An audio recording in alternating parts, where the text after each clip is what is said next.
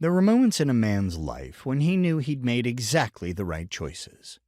Elliott had felt that way about coming to Ireland for the first time. It was exciting, it was new, it was different. But even more than that, it was right. He'd felt that way about volunteering for a week at the Shamrock Safari Wildlife Park, too.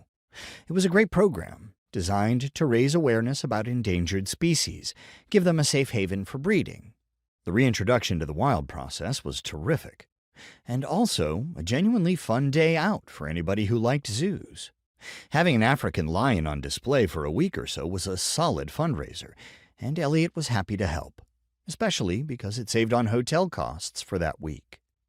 It had also been unquestionably right to hop out of the enclosure he was lounging in to follow the woman who'd stopped there. It would not, he knew, cause panic amongst the park's visitors. Mostly because the gates weren't open yet, it was true, but also because he had a man's mind in his big lion body and had the good sense to look around and make sure there weren't any park employees in eyesight either. So a graceful leap out of the enclosure, risking nothing, had been right. The woman was also right.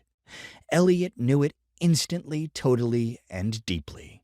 With confidence and conviction, he bounced over the enclosure wall, shifted to human, and ambled after her.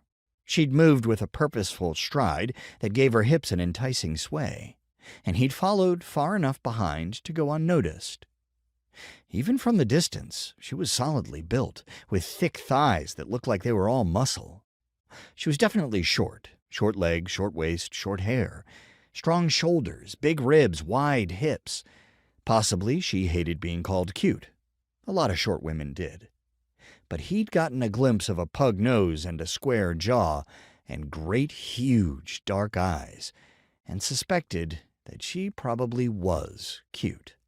He couldn't wait to get a better look at her to see for sure. That felt right, too. She marched herself across the park and straight into the administrative area. Elliott had been there earlier, introducing himself before he went to check out his digs for the week. If he'd known she was heading there, he never would have left.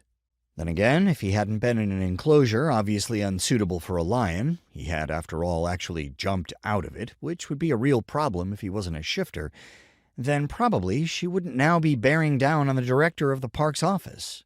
So even that had been right. All of it had been right, definitely, purely, fully right. The expression currently on Dr. Maureen Kelly's face right now, the expression that directly followed his cheerful explanation that he was the lion on loan, was not right.